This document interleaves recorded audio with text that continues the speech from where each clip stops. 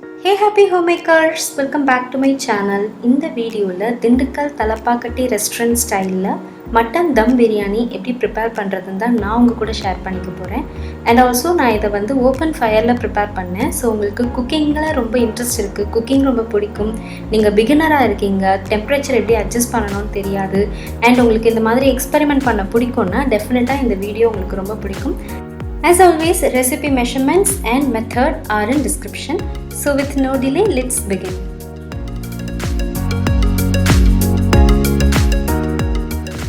So நான் இன்றைக்கி சீரக சம்பா ரைஸ் எடுத்திருக்கேன். திண்டுக்கல் தலப்பாக்கட்டி பிரியாணினா டெஃபினட்டாக சீரக சம்பா ரைஸில் தான் செய்யணும். பாஸ்மதியில் பண்ணிங்கன்னா அந்தளவுக்கு டேஸ்ட் அண்ட் ஃப்ளேவர் நல்லா இருக்காது. ஸோ 1 kg சீரக சம்பா ரைஸ்க்கு ஈக்குவல் ப்ரொப்போர்ஷனில் மீட் எடுத்துக்கோங்க. சிக்கன் எடுக்கிறீங்களோ மட்டன் எடுக்கிறீங்களோ it's up to you. But 1 kg ரைஸ்னால் 1 kg மீட் எடுத்துக்கணும். ஸோ மட்டன் சூஸ் பண்ணிங்கன்னா ஃபர்ஸ்ட் அதை வந்து க்ளீன் பண்ணிவிட்டு மேரினேட் பண்ணிவிடுங்க. மட்டன் கொஞ்சம் ஹார்டாக இருக்கும் அண்ட் குக்கிங் டைமும் கொஞ்சம் ஜாஸ்தியாக இருக்கும். ஸோ மட்டன் எடுத்துட்டிங்க அப்படின்னா ஃபர்ஸ்ட் திங் அதை க்ளீன் பண்ணிவிட்டு 1 கப் ஒரு 1.5 கப் தயிர் அண்ட் மஞ்சள் தூள் போட்டுட்டு ஊற வச்சுடுங்க. நெக்ஸ்ட் இந்த பிரியாணி மசாலா ப்ரிப்பேர் பண்ணுறதுக்கு தேவையான வெஜிடபிள்ஸ் எல்லாம் கட் பண்ணி எடுத்துக்கோங்க. ஜிஞ்சர் கார்லிக் பேஸ்ட் ப்ரிப்பேர் பண்ணி வச்சுக்கோங்க. இதெல்லாம் கம்ப்ளீட் பண்ணிவிட்டு லாஸ்ட் ஸ்டெப்பாக ரைஸ் சோக் பண்ணுங்கள். ஃபஸ்ட்டே ரைஸ் சோக் பண்ணிட்டீங்கன்னா குக்கிங் டைம் வந்து ஷார்ட்டான டைம்லேயே வந்து ஓவர் குக் ஆகிறதுக்கான சான்சஸ் இருக்குது. ஸோ இந்த மசாலா ப்ரிப்பேர் ஆகிற அந்த டியூரேஷன் வரைக்கும் அந்த ரைஸ் சோக் ஆனால் போதும். அதுக்கேற்ற மாதிரி ஊற வச்சுக்கோங்க. ஸோ நெக்ஸ்ட் பிரியாணி எப்படி பண்ணுறதுன்னு பார்க்கலாம். பாத்திரம் நல்லா ஹீட் ஆனதுக்கு அப்புறமா 2லேருந்து 3 டேபிள் ஸ்பூன் நெய், 2லேருந்து 3 டேபிள் ஸ்பூன் எண்ணெய் ஆட் பண்ணிக்கோங்க.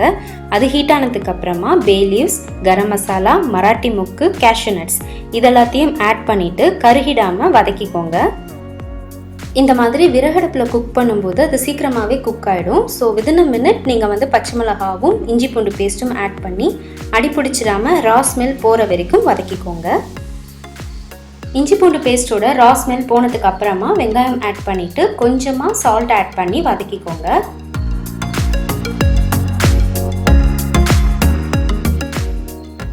வெங்காயம் நல்லா வதங்கி டிரான்ஸ்லூசன்ட் ஆகணும். அது வரைக்கும் வெங்காயத்தை நல்லா வதக்கிக்கோங்க. அதுக்கப்புறமா தக்காளி ஆட் பண்ணிவிட்டு தக்காளி நல்லா மேஷ் ஆகிற வரைக்கும் இதை வதக்கிக்கோங்க.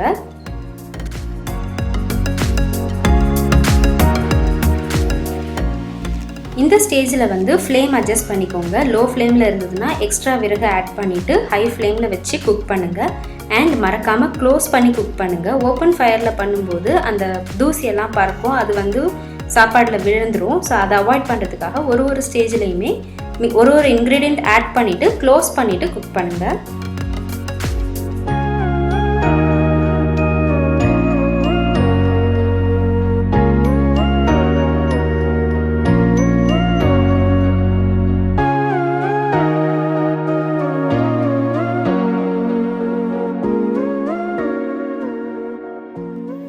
மீன்வைல் பிரியாணி அண்ட் சிக்கன் கிரேவிக்கு தேவையான அளவுக்கு தண்ணி பக்கத்தில் இன்னொரு அடுப்பில் பாயில் பண்ணிகிட்ருக்கேன்.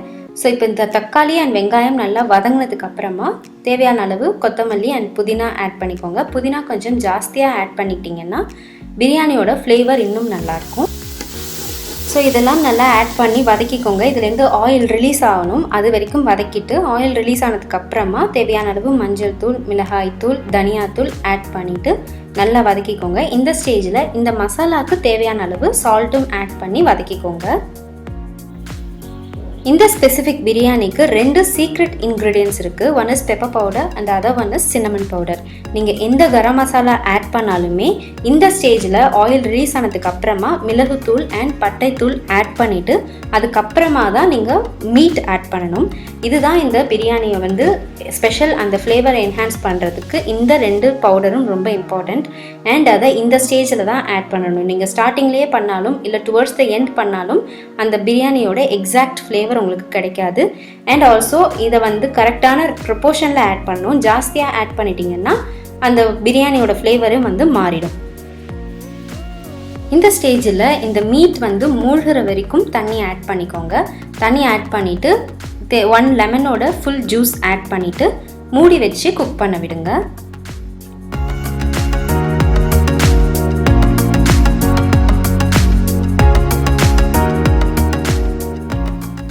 மீன்வைல் சிக்கன் கிரேவி ப்ரிப்பேர் பண்ணிடலாம். இதுக்கு 1 டேபிள்ஸ்பூன் கீ அண்ட் 1 டேபிள்ஸ்பூன் எண்ணெய் ஆட் பண்ணிவிட்டு எண்ணெய் சூடானதுக்கு அப்புறமா 2லேருந்து 3 காஞ்ச மிளகாய் கட் பண்ணி ஆட் பண்ணிக்கோங்க.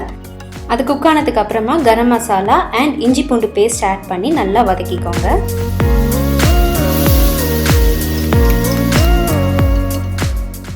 இப்போ இந்த பேஸ்ட்டோட ரா ஸ்மெல் போனதுக்கு அப்புறமா ஒரு பெரிய வெங்காயம், கொஞ்சமாக கருவேப்பிலை, உப்பு அண்ட் 2 மீடியம் சைஸ் தக்காளி இதெல்லாம் ஆட் பண்ணி நல்லா மேஷ் ஆகிற வரைக்கும் வதக்கிக்கோங்க. இது வதங்கினதுக்கு அப்புறமா ஊற வச்சிருக்க சிக்கன், தயிர் அண்ட் மஞ்சள் தூள் போட்டு ஊற வச்சிருக்கேன், அதை நான் ஆட் பண்ணி நல்லா வதக்கிக்கிறேன். சிக்கன் கொஞ்சமாக வதங்கினதுக்கு அப்புறமா மஞ்சள் தூள், மிளகாய் தூள், உப்பு and Kashmiri red chilli powder, தனியாத்தூள் இதெல்லாத்தையும் ஆட் பண்ணி நல்லா வதக்கிக்கோங்க.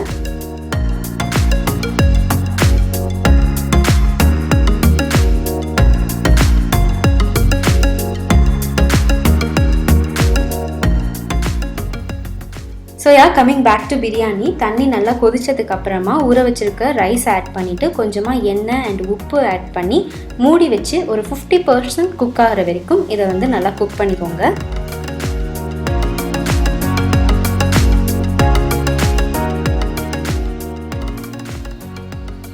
ஸோ ஒரு 5 to 10 மினிட்ஸ்க்குள்ளே இந்த ரைஸ் ஒரு 50% நல்லாவே குக் ஆகிடும்.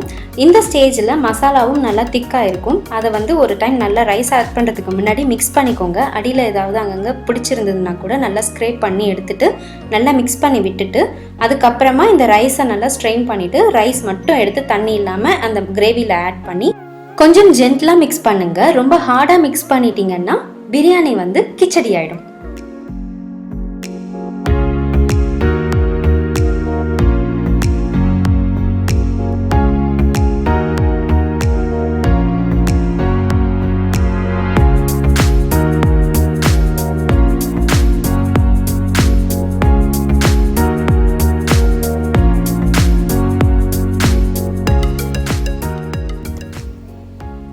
இப்போ இந்த ரைஸ் கூட அந்த பிரியாணி மசாலா நல்லா பிளெண்ட் ஆகிற மாதிரி கம்ப்ளீட்டாக மிக்ஸ் பண்ணிடுங்க. மிக்ஸ் பண்ணதுக்கு அப்புறமா இந்த லிட் யூஸ் பண்ணி அதை க்ளோஸ் பண்ணிவிட்டு இந்த பிரியாணி பாத்திரத்தையே வேற எங்கேயாவது டிஸ்லோகேட் பண்ண முடியும்னா வேற எங்கேயாவது எடுத்து வச்சுட்டு இந்த அடுப்புக்கு கீழே இருக்க நெருப்பை எடுத்து அந்த லிட் மேலே ஈவனாக ஸ்ப்ரெட் பண்ணிவிட்டு ஒரு 15 to 20 மினிட்ஸ் தம் பண்ணுங்கள். 15 மினிட்ஸ் கழித்து இதை ஓப்பன் பண்ணி பார்த்தீங்கன்னா அந்த ரைஸோட டெக்ஸ்சர் உதிரி உதிரியாக நல்ல அந்த பிரியாணி சூப்பரான டெக்ஸ்சரில் இருக்கும். இதை இங்கேயே வச்சுட்டு பக்கத்தில் வேறு ஏதாவது குக் பண்ணும்போது அந்த ஃபயரோட ஹீட்டுக்கு இந்த பாத்திரத்தோட சைட்ஸ் எல்லாம் எக்ஸ்போஸ் ஆகும். ஸோ சைடில் இருக்க ரைஸ் எல்லாம் கருகிட்டு அந்த பாத்திரத்தில் ஒட்டிக்கும். அதை அவாய்ட் பண்ணுறதுக்காக தான் இதை நான் வேற எங்கேயாவது எடுத்து வச்சுட்டு தம் போடுங்கன்னு சொன்னேன். மீன்வைல் சிக்கன் நல்லா குக் ஆகி அதுவே நிறைய தண்ணி ரிலீஸ் பண்ணிடுது. அது இல்லாமல் கிரேவி கன்சிஸ்டன்சி அட்ஜஸ்ட் பண்ணுறதுக்கு நான் கொஞ்சமாக ஹாட் வாட்டர் ஆட் பண்ணிவிட்டு அது கொதிச்சதுக்கு அப்புறமா 1/2 கப் சோம்பு அண்ட் தேங்காய் பேஸ்ட் ஆட் பண்ணி நல்லா மிக்ஸ் பண்ணிவிட்டு தேவையான அளவு கொஞ்சமாக கருவேப்பிலை அண்ட் கொத்தமல்லி ஆட் பண்ணி கார்னிஷ் பண்ணிவிட்டு மிக்ஸ் பண்ணியாச்சு. ஸோ அதோட கிரேவி கம்ப்ளீட் ஆகிடுச்சு.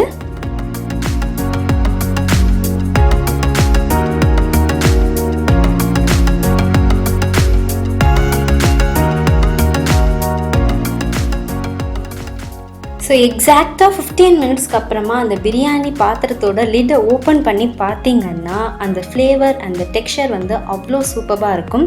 அண்ட் அந்த ரைஸை எடுத்து அப்படி தூவி பார்த்தீங்கன்னா அது அவ்வளோ அழகாக உதிரி உதிரியாக போய் விழும். ஸோ இந்த மாதிரி ஒரு எக்ஸ்பீரியன்ஸ் உங்களுக்கு வேணும்னா கண்டிப்பாக நீங்கள் ட்ரை பண்ணி பார்க்கணும். மோரர்லெஸ் திண்டுக்கல் தலப்பாக்கட்டி ரெஸ்டாரண்ட் பிரியாணியை டேஸ்ட் பண்ண ஒரு எஃபெக்ட் இருக்கும்.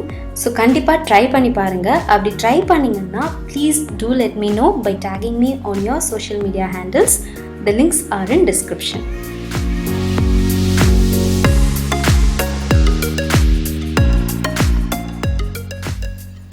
And yeah guys, final touches உங்களுக்கு எப்படி பிடிக்குதோ அப்படி பண்ணிக்கோங்க. நான் இங்கே கொஞ்சமாக coriander leaves, some cucumber slices and lemon wedges add பண்ணிவிட்டு கம்ப்ளீட் பண்ணிட்டேன்.